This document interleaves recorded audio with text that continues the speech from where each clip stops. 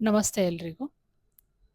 ಈ ವಿಡಿಯೋದಲ್ಲಿ ನಾನು ಒಂದು ಲಂಚ್ ಬಾಕ್ಸ್ ರೆಸಿಪಿನ ತೋರಿಸ್ತಾ ಇದ್ದೀನಿ. ಇದು ತುಂಬ ರುಚಿಯಾಗಿರುತ್ತೆ, ಒಂದ್ಸಲ ಟ್ರೈ ಮಾಡಿ. ಮೊದಲನೇದಾಗಿ ಬಾಣಲಿಲಿ ಸ್ವಲ್ಪ ಎಣ್ಣೆ, ಸಾಸಿವೆ, ಗೋಡಂಬಿ ಮತ್ತು ಕಡಲೆಬೇಳೆ ಹಾಕ್ತಾಯಿದ್ದೀನಿ. ಸ್ವಲ್ಪ ಕರ್ಬೇವಿನ ಸೊಪ್ಪು ಮತ್ತು 1 ಅಥವಾ 2 ಸೀಳಿಟ್ಕೊಂಡಿರೋ ಅಂಥ ಹಸಿಮೆಣಸಿನ್ಕಾಯಿ ಹಾಕ್ತಾಯಿದ್ದೀನಿ. ಗೋಡಂಬಿ ಮತ್ತು ಕಡಲೆಬೇಳೆ ಎಲ್ಲ ಎಣ್ಣೆಯಲ್ಲಿ ಚೆನ್ನಾಗಿ ಆದಮೇಲೆ ಈರುಳ್ಳಿ ಹಾಕಬೇಕಾಗತ್ತೆ. ಈರುಳ್ಳಿ ಹಾಕಿ ಸ್ವಲ್ಪ ಬಾಡಿಸ್ತಾ ಇದ್ದೀನಿ.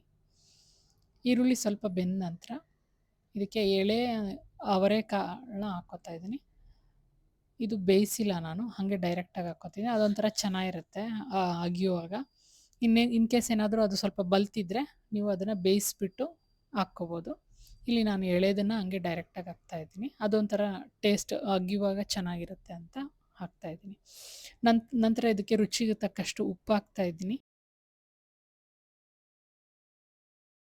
ಉಪ್ಪು ಹಾಕಿ ಸ್ವಲ್ಪ ಚೆನ್ನಾಗಿ ಬಾಡಿಸ್ಬೇಕು. ಈ ಅವರೆಕಾಳೆಲ್ಲ ಸ್ವಲ್ಪ ಚೆನ್ನಾಗಿ ಬೇಯುತ್ತೆ. ಇದಾದಮೇಲೆ ಸ್ವಲ್ಪ ಸಣ್ಣದಾಗಿ ಹೆಚ್ಚಿಟ್ಕೊಂಡಿರೋ ಕ್ಯಾಪ್ಸಿಕಮ್ ಮತ್ತು 1 ಟೊಮೆಟೊ ಹಾಕ್ತಾಯಿದ್ದೀನಿ. ಇದೆರಡನ್ನೂ ಎಣ್ಣೆಲಿ ಬಾಡಿಸ್ಕೋಬೇಕು. ಇನ್ನೇನು ಟೊಮ್ಯಾಟೊ ಸ್ವಲ್ಪ ಮೆತ್ತಗಾಗ್ತಾ ಇದೆ ಅಂದಾಗ ಇದಕ್ಕೆ ಸ್ವಲ್ಪ ಅರಶಿನ ಪುಡಿ, ಒಂದು ಅರ್ಧ ಟೀ ಸ್ಪೂನಷ್ಟು ಗರಂ ಮಸಾಲ, ಅರ್ಧ ಟೀ ಸ್ಪೂನಷ್ಟು ಜೀರಿಗೆ ಪುಡಿ, ಅರ್ಧ ಟೀ ಸ್ಪೂನಷ್ಟು ಅಚ್ಚ ಖಾರದ ಪುಡಿ ಹಾಕ್ತಾಯಿದ್ದೀನಿ. ಇದಕ್ಕೆ ಧನಿಯಾ ಪುಡಿ ಸ್ಕಿಪ್ ಮಾಡಿದ್ದೀನಿ. ಇದೊಂಥರ ಚೆನ್ನಾಗಿರುತ್ತೆ ಟೇಸ್ಟು, ನೀವು ಕೂಡ ಟ್ರೈ ಮಾಡಿ. ಬೇಕಂದರೆ ನೀವು ಧನಿಯಾ ಪುಡಿ ಕೂಡ ಸೇರಿಸ್ಕೋಬೋದು. ಆದರೆ ಜೀರಿಗೆ ಪುಡಿ ಹಾಕೋದು ಮಾತ್ರ ಮರಿಬೇಡಿ. ಇದೆಲ್ಲ ಬೆಂದಿದ್ದಾದಮೇಲೆ ಎಣ್ಣೆ ಬಿಡ್ತಾ ಬರುತ್ತೆ. ಆಗ ಸ್ವಲ್ಪ ಹೆಚ್ಚಿಟ್ಕೊಂಡಿರೋಂಥ ಕೊತ್ತಂಬರಿ ಸೊಪ್ಪು ಮತ್ತು 1 ಬಟ್ಲಷ್ಟು ಅನ್ನ, ಒಂದು ಬೌಲಷ್ಟು ಅನ್ನ ಹಾಕ್ಕೊಂಡು ಅದನ್ನು ಚೆನ್ನಾಗಿ ಮಿಕ್ಸ್ ಮಾಡ್ಕೋಬೇಕು.